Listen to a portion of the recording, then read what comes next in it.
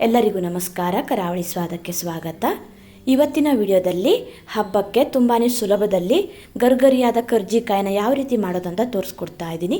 ಬನ್ನಿ ಹೇಗೆ ಮಾಡೋದಂತ ನೋಡೋಣ.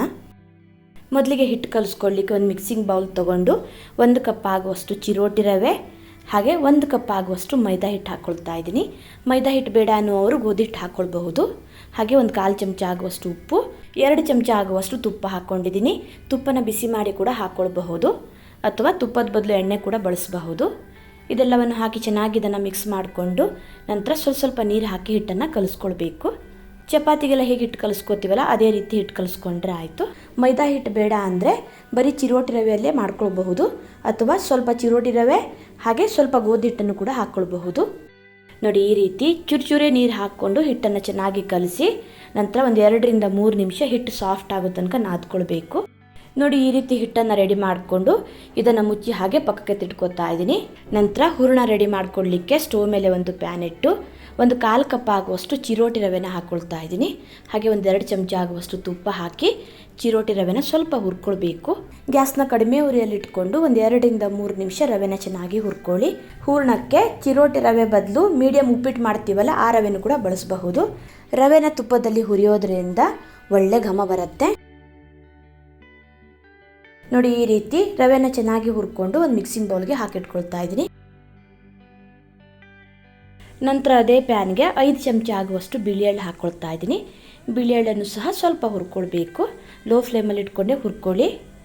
ನೋಡಿ, ಈ ರೀತಿ ಸ್ವಲ್ಪ ಕೆಂಪಗಾಗೋ ತನಕ ಹುರ್ಕೊಂಡು ಇದನ್ನು ಸಹ ರವೆ ಹಾಕಿಟ್ಟಿದ್ನಲ್ಲ ಅದೇ ಬೌಲ್ಗೆ ಹಾಕ್ಕೊಳ್ತಾ ಇದ್ದೀನಿ. ರವೆ ಮತ್ತು ಬಿಳಿ ಎಳ್ಳು ಎರಡನ್ನು ಹುರ್ಕೊಂಡು ಇದಕ್ಕೆ ಇವಾಗ ಕೊಬ್ಬರಿ ತುರಿನ ಸೇರಿಸ್ಕೋಬೇಕು. 1.5 ಕಪ್ ಆಗುವಷ್ಟು ಹಾಕ್ಕೊಂಡಿದ್ದೀನಿ. ನಂತರ ಇದಕ್ಕೆ ಸಕ್ಕರೆನ ಪುಡಿ ಮಾಡ್ಕೊಳ್ಬೇಕು. ಸಕ್ಕರೆ ಬದಲು ಬೆಲ್ಲನೂ ಕೂಡ ಪುಡಿ ಮಾಡಿ ಹಾಕ್ಕೊಳ್ಬಹುದು.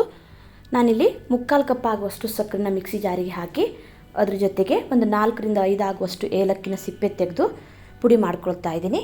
ನುಣ್ಣಗೆ ಪೌಡ್ರ್ ಮಾಡ್ಕೊಳ್ಳಿ, ತರಿ ಇರಬಾರ್ದು. ನೋಡಿ, ಈ ರೀತಿ ಸಕ್ಕರೆನ ಚೆನ್ನಾಗಿ ಪುಡಿ ಮಾಡಿಕೊಂಡು ಕೊಬ್ಬರಿ ಹಾಗೆ ರವೆ ಮತ್ತು ಬಿಳಿ ಎಳ್ಳೆಲ್ಲ ಹಾಕಿಟ್ಟಿದ್ನಲ್ಲ ಅದೇ ಬೌಲಿಗೆ ಹಾಕಿ ಚೆನ್ನಾಗಿ ಇದನ್ನು ಮಿಕ್ಸ್ ಮಾಡ್ಕೊಳ್ಳಿ. ಡ್ರೈ ಫ್ರೂಟ್ಸ್ನ ಚಿಕ್ಕದಾಗಿ ಕಟ್ ಮಾಡಿ ಕೂಡ ಹಾಕ್ಕೊಳ್ಬಹುದು, ಚೆನ್ನಾಗಿರುತ್ತೆ. ನೋಡಿ, ಹೂರಣ ರೆಡಿ ಆಗಿದೆ. ಈ ಹೂರಣಕ್ಕೆ ಕಡಲೆ ಬೀಜ ಆಗಲಿ ಹುರ್ಗಡ್ಲೆ ಆಗಲಿ ಏನೂ ಹಾಕಬೇಕಂತಿಲ್ಲ, ತುಂಬಾ ಸುಲಭದಲ್ಲಿ ಮಾಡ್ಕೊಳ್ಬಹುದು. ಹೂರಣ ಮತ್ತು ಹಿಟ್ಟು ಎರಡೂ ರೆಡಿ ಆದಮೇಲೆ ನೆಕ್ಸ್ಟ್ ಇವಾಗ ಕರ್ಜಿಕಾಯಿನ ಹೇಗೆ ಮಾಡೋದಂತ ನೋಡೋಣ. ಹಿಟ್ಟನ್ನು ಮತ್ತೆ ಒಂದ್ಸಲ ಚೆನ್ನಾಗಿ ನಾದ್ಕೊಂಡು ನೋಡಿ ಈ ರೀತಿ ಸಾಫ್ಟಾಗಿ ರೆಡಿ ಮಾಡ್ಕೊಳ್ಬೇಕು. ಸ್ವಲ್ಪ ಹಿಟ್ಟನ್ನು ತಗೊಂಡು ಉಂಡೆನ ಮಾಡಿ ಪೂರಿ ಹೇಗೆ ಲಟ್ಸ್ಕೊತೀವಲ್ಲ ಅದೇ ರೀತಿ ಲಟ್ಸ್ಕೊಂಡ್ರೆ ಆಯಿತು.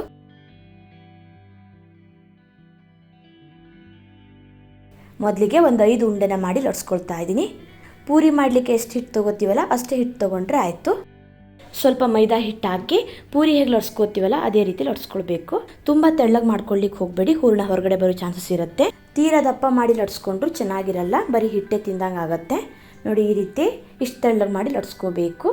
ನೋಡಿ, ಈ ರೀತಿ ಲಟ್ಸ್ಕೊಂಡು ನಂತರ ಇದರ ಮಧ್ಯದಲ್ಲಿ ಹೂರಣ ಹಾಕಿ ಕ್ಲೋಸ್ ಮಾಡಿದರೆ ಆಯಿತು. ಕರ್ಜಿಕಾಯಿ ಮೋಲ್ಡ್ ಅಥವಾ ಹಚ್ಚಿದ್ರೆ ನೋಡಿ ಇದನ್ನು ಸ್ವಲ್ಪ ಬೆಂಡ್ ಮಾಡಿಕೊಂಡು ಅದ್ರ ಮಧ್ಯದಲ್ಲಿ ಇಟ್ಟರೆ ಆಯಿತು. ಹಾಗೆ ನೋಡಿ, ಈ ರೀತಿ ವಿಡಿಯೋದಲ್ಲಿ ತೋರಿಸ್ತಾ ಹಾಗೆ ಮಧ್ಯಕ್ಕೆ ಹೂರಣನ ಹಾಕ್ಕೊಳ್ಬೇಕು. ಹೂರಣ ಜಾಸ್ತಿ ಹಾಕ್ಕೊಳ್ಳಿಕ್ಕೆ ಹೋಗಬೇಡಿ, 1 ರಿಂದ 1.5 ಚಮಚ ಆಗುವಷ್ಟು ಹಾಕ್ಕೊಂಡ್ರೆ ಸಾಕು. ನಂತರ ಸ್ವಲ್ಪ ನೀರು ಹಚ್ಚಿ ನೋಡಿ ಈ ರೀತಿ ಗಟ್ಟಿಯಾಗಿ ಮೋಲ್ಡನ್ನು ಕ್ಲೋಸ್ ಮಾಡಿಕೊಂಡು ಉಳಿದಿರೋ ಹಿಟ್ಟನ್ನು ತೆಗೆದ್ರೆ ಆಯಿತು. ನೋಡಿ ಎಷ್ಟು ಚೆನ್ನಾಗಿ ಬಂದಿದೆ ಅಂತ, ತುಂಬಾ ಈಸಿಯಾಗಿ ಮಾಡ್ಕೊಳ್ಬಹುದು. ಈ ರೀತಿ ಮೋಲ್ಡ್ ಇದ್ದರೆ ಬೇಗನೆ ಹಬ್ಬಕ್ಕೆ ಕರ್ಜಿಕಾಯಿನ ಮಾಡ್ಕೊಳ್ಬಹುದು. ಒಂದು ವೇಳೆ ನಿಮ್ಮ ಹತ್ರ ಕರ್ಜಿಕಾಯಿ ಮಾಡೋ ಮೋಲ್ಡ್ ಅಥವಾ ಹಚ್ಚಿಲ್ಲ ಅಂತಂದರೆ ಹೇಗೆ ಮಾಡೋದು ಅಂತ ನೋಡೋಣ.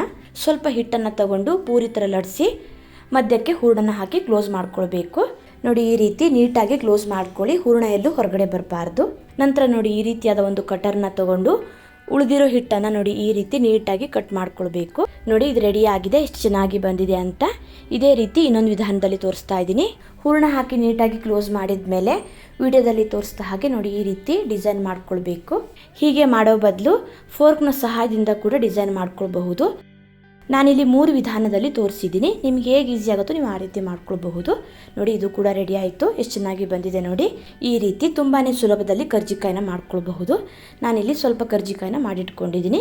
ಇದನ್ನು ಇವಾಗ ಎಣ್ಣೆಲಿ ಫ್ರೈ ಮಾಡ್ಕೊಳ್ಬೇಕು. ಎಣ್ಣೆ ಮೀಡಿಯಮ್ ಆಗಿ ಕಾಯಿಸ್ಕೊಂಡು ಒಂದೊಂದಾಗಿ ಎಣ್ಣೆಲಿ ಬಿಟ್ಟು ಫ್ರೈ ಮಾಡ್ಕೊಂಡ್ರೆ ಆಯಿತು. ಎಣ್ಣೆ ಜಾಸ್ತಿ ಕಾದಿರಬಾರ್ದು, ಹಾಕಿದ ತಕ್ಷಣ ಕಪ್ಪಗಾಗತ್ತೆ.